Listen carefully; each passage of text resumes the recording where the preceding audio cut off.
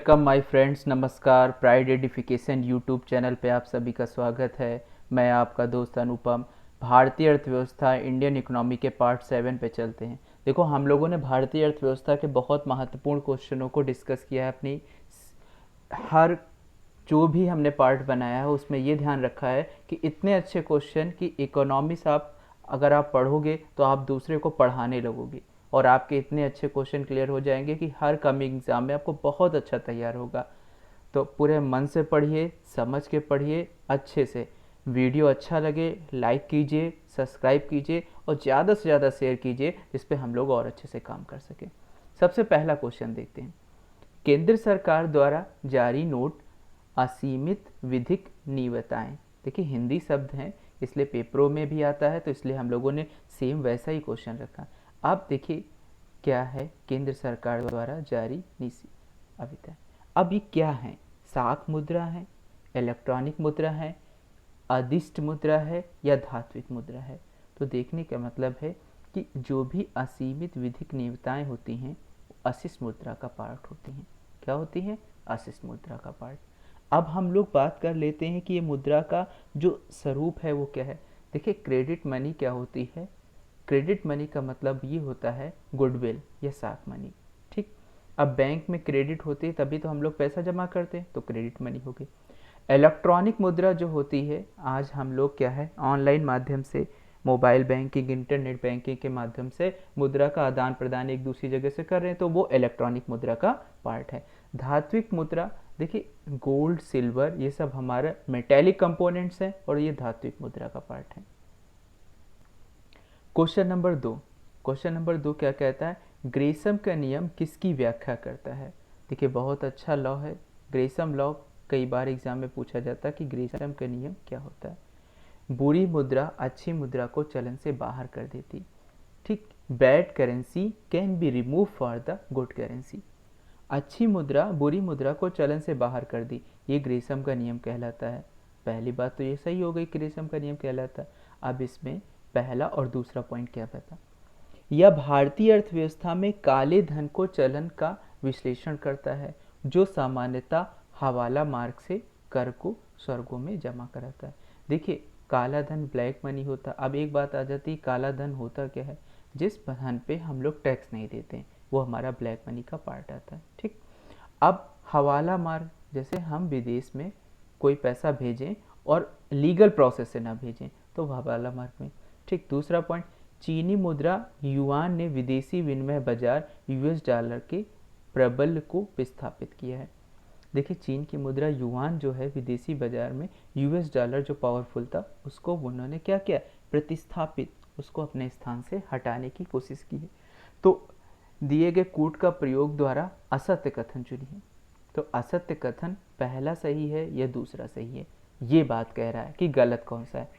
तो देखिए, पहले वाले सेंटेंस में गलत क्या हो गया कि सामान्यतः हवाला मार्ग से करों का स्वर्गम जमा करने के लिए, ये बात गलत है। तो ये आपका ऑप्शन फर्स्ट गलत हो जाता है। ठीक। चीनी मुद्रा, देखिए युआन करेंसी है, एशिया में पावरफुल करेंसी है, लेकिन अमेरिका के यूएस डॉलर को उसने नहीं प्रतिस्थापित किया, तो ये गलत। तो सी, ना ही पहला ऑप्शन ना ही दूसरा ऑप्शन, नियम ग्रेसम का सही लिखा हुआ है। क्वेश्चन नंबर 3 देखिए, भारत में मुद्रा पूर्ति को मापने हेतु सामान्यतः मुद्रा पूर्ति कितनी माप प्रचलित है? देखिए, हमारे यहाँ मुद्रा मापने के लिए भारत सरकार ने 4 तरह की मुद्राओं का प्रचलन किया था, और वो करेंसी कौन कौन सी थी मैं आपको बता देता हूँ। M1, M2, M3 और M4। 1970-71 में गवर्नमेंट ऑफ इंडिया ने इस तरह की करेंसी को लेकर आया था। तो कितने तरह की हो गई? 4 तरह की। तो ऑप्शन क्या हो गया आपका? मुद्रा मूर्ति नापने के लिए सामान्यतः कितनी पद्धतियां हैं? 4 पद्धतियां हैं। ठीक। तो 3 का ऑप्शन 4 आपका सही हो जाता है।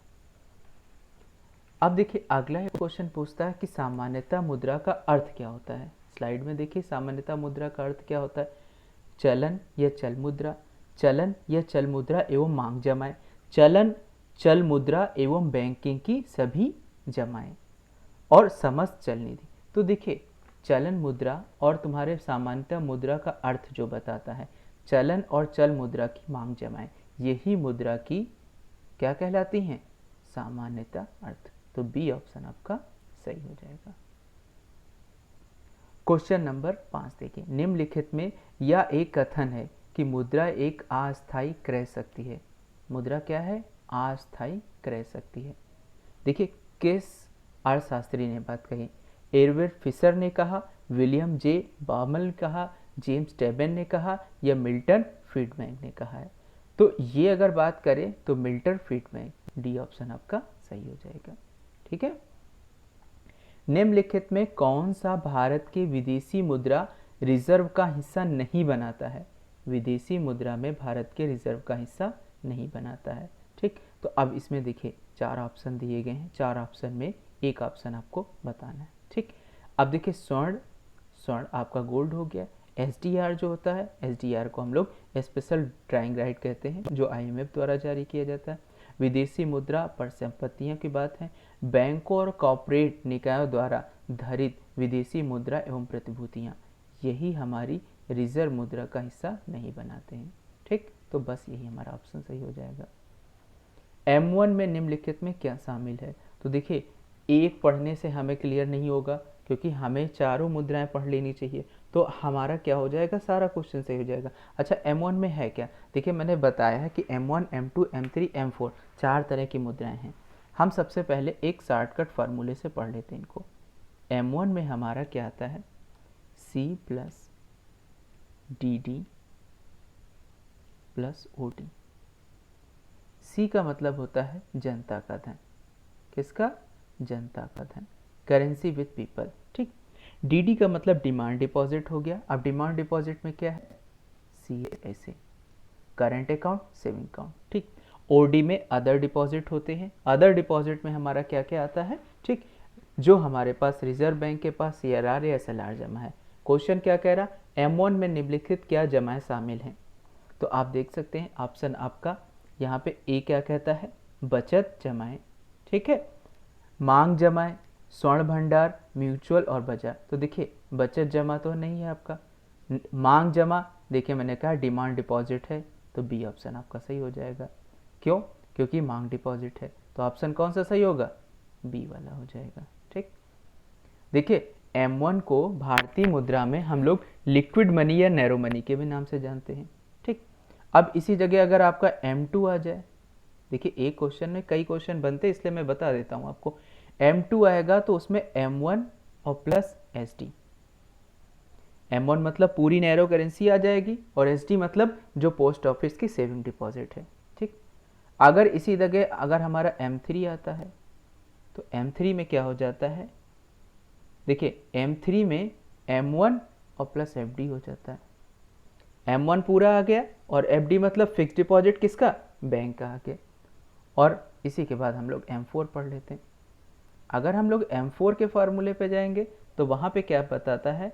M4 में M3 प्लस आपका पोस्ट ऑफिस का जो भी डिपॉजिट होगा। तो ये हमारी M1, M3, M4 हो गई। ठीक है, निम्नलिखित पे विचार कीजिए। मौद्रिक सकल घरेलू उत्पाद, कीमत स्तर, ब्याज की दर। ठीक, अब इसमें बताया गया है कि मुद्रावाद में निम्नलिखित में आपूर्ति उपरोक्त में किसका निर्धारण करती है? नीचे दिए गए कोटों से उत्तर दीजिए। उपरोक्त सभी, केवल तीसरा, पहला, दूसरा। तो देखिए ऑप्शन से हमें पता चलता है कि केवल एक ऑप्शन इसमें सही है। कौन सा? ऑप्शन नंबर 3 कि केवल ब्याज की दरें हैं, और ये ऑप्शन आपका बी वाला सही हो जाएगा।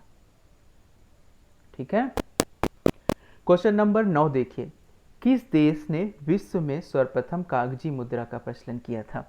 तो देखिए पेपर करेंसी का सबसे पहले अगर किस देश ने किया?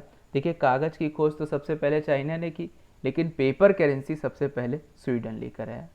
कौन देश लेकर आया? स्वीडन। मुद्रा आपूर्ति के 4 अवधारणाएं M1, M2, M3, M4 उनकी तरलता के संबंध में आरोही क्रम में व्यक्त करो। देखो हम आपको चारों मुद्राएं अभी इसके पहले बताएं क्वेश्चन में, अब इनके आरोही क्रम में इनको हमें बनाना है। तो देखिए सबसे पहले M4 आएगा, फिर M3 आएगा, फिर M2 आएगा, फिर M1 आ जाएगा। तो ये क्या? अपने तरलता अनुपात में। देखिए जब भारतीय अर्थव्यवस्था होती है तो हम M1 जो हमारा क्या है, लिक्विड मनी है, और M3 जो हमारा क्या होता है, ब्रॉड मनी। इन्हीं मनी को काउंट करते हैं। और M2 और M4 जो हमारी गवर्नमेंट ऑफ इंडिया है, इनको हम काउंट नहीं करते हैं, क्योंकि ये हमारी कैमल रेटिंग के अनुसार नहीं काम करते थे। क्वेश्चन नंबर 11, भारत में नोटों के निर्गम की न्यूनतम कोष प्रणाली। न्यूनतम कोष प्रणाली मैंने कहा है मिनिमम रिजर्व सिस्टम, ठीक। तो न्यूनतम कोष प्रणाली जो है, मिनिमम रिजर्व सिस्टम, भारत में कब आई और कब लागू की गई? तो देखिए 1956 में क्या आई थी, ठीक है, मिनिमम रिजर्व सिस्टम, ठीक। इसमें यही बताया जाता है कि कम से कम 200 करोड़ की परिसंपत्ति हो, जिसमें 115 करोड़ का गोल्ड हो और 85 करोड़ का विदेशी प्रतिभूति हो, तभी हम छाप सकते हैं। 12, क्लासिक सिद्धांत में मुद्रा आपूर्ति में वृद्धि किस ओर प्रवृत्ति करती है? तो देखिए क्लासिक सिद्धांत में मुद्रा आपूर्ति किस ओर वृद्धि करती है, अगर इसकी बात करें तो देखिए क्लासिक सिद्धांत बचतों में वृद्धि के बारे में बात करता है, कीमत में गिरावट को बात ही नहीं करता, ना ही निवेश की, ना ही कीमत की वृद्धि की। तो बी ऑप्शन आपका सही है। एक हार्ड मनी और रिफ्यूज पूंजी में पूंजी है, तो उसमें क्या बताया दें? देखिए आधिकारिक सुरक्षा के लिए एक केंद्र द्वारा दूसरे केंद्र को हस्तांतरित की जाती है, एक शरणार्थी द्वारा अर्जित की जाती है, देश में शरण हुए शरणार्थियों द्वारा जमा की जाती है, या इनमें से कोई नहीं। तो जब हॉट करेंसी की बात करता है तो हॉट करेंसी में सबसे मेन चीज़ लेकर आती है कि यहाँ पे देखिए कहा गया कि वो करेंसी जो किसी भी दूसरे देश में ईजिली तरीके से ना हो जाए, ठीक। तो अब ये के आधिकारिक सुरक्षा पहला ऑप्शन हो ही नहीं सकता, दूसरा शरणार्थियों के लिए है, ये भी ऑप्शन नहीं है, ना ही तीसरा। तो कहने का मतलब इसमें से कोई भी ऑप्शन सुटेबल नहीं है, तो डी ऑप्शन सही हो जाएगा। भारतीय रुपए डी का चिन्ह, देखिए भारतीय रुपए डी का चिन्ह ये वर्ष 2010 में, ठीक है, डी उदय कुमार IIT बॉम्बे के प्रोफेसर थे, उन्होंने रुपए का साइन जो ये था क्या, रा, इसको उन्होंने डिस्कवर किया था। तो ए ऑप्शन आपका सही हो जाएगा। प्रविष्टि मुद्रा है, अब प्रविष्टि मुद्रा के बारे में क्या करें, विधिग्राह्य मुद्रा है, लीगल है, या आंतरिक मूल्यहीन मुद्रा है, ए या बी होगा, या इनमें से कोई नहीं होगा। तो इस प्रश्न में अगर हम बात करें तो आंतरिक मूल्यहीन मुद्रा जो होती है वो प्रविष्टि मुद्रा कहलाती है। बी ऑप्शन आपका सही हो जाएगा। स्वर्ण धातुमान भारत में कब प्रचलित किया गया? तो देखिए स्वर्ण धातुमान को भारत में किस वर्ष लाया गया, ये प्रश्न आपसे पूछ रहा है। तो 1927 और 1931 के बीच लाया गया था, ठीक है। तो ये आपका ऑप्शन सही हो जाएगा। सॉफ्ट करेंसी, देखिए अभी हार्ड करेंसी पढ़ी थी, अब सॉफ्ट करेंसी, ऐसी करेंसी जो किसी भी देश में बहुत आसानी से क्या हो जाए, परिवर्तनीय हो जाए, देखिए, और उसकी मांग अधिक हो। तो यहाँ पे हम ऑप्शन पढ़ते हैं अंतर्राष्ट्रीय में मांग कम हो, नहीं, गलत हो जाएगा। अंतर्राष्ट्रीय बाजार में इसकी मांग अधिक हो, बी ऑप्शन सही हो गया, क्योंकि मांग अधिक है। दोनों दोनों हो ही नहीं सकता, एक ही कंडीशन है अंतर्राष्ट्रीय भाग में। तो यहाँ पे क्या हो जाएगा, बी वाला ऑप्शन आपका सही हो जाएगा। क्वेश्चन नंबर 18 देखिए, मुद्रा में निम्नलिखित मानों में से किसे आरक्षित मुद्रा कहते हैं, रिजर्व करेंसी किसको कहते हैं? M0, M2, M1, M3। तो किस मुद्रा को हम लोग क्या कहते हैं, रिजर्व करेंसी? तो देखिए हमने M से M4 तक बताया है, M0 नहीं बताया, M0 ही हमारा रिजर्व करेंसी कहलाता है। ए ऑप्शन आपका सही हो जाता है। निम्नलिखित में कौन सा भारतीय मुद्रा बाजार का एक उदाहरण का उपकरण नहीं है? बैंक ड्राफ्ट, ठीक, वाणिज्य पत्र जिसको हम लोग क्या बोलते हैं, कॉमर्शियल पेपर, ठीक, जमा पत्र, सर्टिफिकेट ऑफ डिपॉजिट, और पुनर्क नीलामी। तो देखिए मुद्रा बाजार का एक उपकरण नहीं है, ठीक। मनी मार्केट का कौन सा पार्ट इसमें से नहीं है? तो बैंक ड्राफ्ट जो है वो मनी मार्केट का पार्ट नहीं है, ठीक। देखिए CP कॉमर्शियल पेपर और CD सर्टिफिकेट ऑफ डिपॉजिट, ठीक, ये दोनों हमारे मुद्रा बाजार के पार्ट हैं। और पूंजीगत नीलामी जो है वो मुद्रा बाजार में ही का उपकरण। अब इसमें नहीं पूछा था तो बैंक ड्राफ्ट वाला ऑप्शन आपका हो जाएगा। निम्नलिखित में कौन सा M3 में सम्मिलित नहीं है? हमने M3 का जो फार्मूला बताया था, क्योंकि M3 को हम लोग ब्रॉड मनी कहते हैं, M1 होता है और प्लस क्या होता है, SD हमने कहा था सेविंग डिपॉजिट, ठीक। और सेविंग डिपॉजिट यहाँ पे जो M3 में था वो कौन सा, फिक्स डिपॉजिट का पार्ट था जो हमारा बैंकों के पास रखता है। ऑप्शन जनता के पास करेंसी, भाई ये तो पहले वाले ऑप्शन में सही हो जाता था यहाँ, ठीक। बैंकों के पास मांग जमा निरपेक्ष नहीं हो गया। डाकखानों में बचत, हमने कहा था सेविंग डिपॉजिट जो निरपेक्ष था कहाँ पे, डाकखानों में, वो M3 में आता है, क्योंकि ये M3 का इसलिए पार्ट है क्योंकि ये ब्रॉड मनी में आता था, ठीक। तो सी ऑप्शन आपका सही हो जाएगा, ठीक। और केंद्रीय बैंकों के पास जमा नहीं, ठीक। तो इस तरह से देखिए यहाँ पे M1, M2, M3, M4 को हम लोगों ने अच्छे से पढ़ लिया, ठीक। देखिए यहाँ पे इस स्लाइड में हम लोगों ने ज़्यादातर क्वेश्चन वो M1, M2, M3 से रिलेटेड आए हैं, इसलिए फिर मैं उनको बता देता हूँ कि M1C plus DD plus OD होता है, ठीक। M2 जो होता है F1 प्लस SD होता है, ठीक, सेविंग डिपॉजिट हो गया। M3 M1 plus FD fix deposit, ठीक। और M4 जो है वो M3 plus post office deposit हो गया, ठीक। तो यहाँ पे इन्होंने M3 को पूछा है, तो M3 हमारा बैंकों के पास जितनी भी बचत है वो डाकखानों में बैंक, क्योंकि डाकखानों में तो सेविंग अकाउंट है बैंकों का, तो इसलिए सी ऑप्शन हो जाएगा। प्राइड एडिफिकेशन के इकोनॉमिक्स के क्वेश्चनों में आप लोगों को अच्छा समझ में आ रहा होगा। Thank you for watching my video. Like कीजिए, सब्सक्राइब कीजिए और शेयर कीजिए, जिससे ज़्यादा से ज़्यादा लोगों को क्वेश्चन क्लियर हो और समझ में आए, तबीयत खुश हो जाए। इतने अच्छे तरीके से आप लोग इसको देखिए और समझ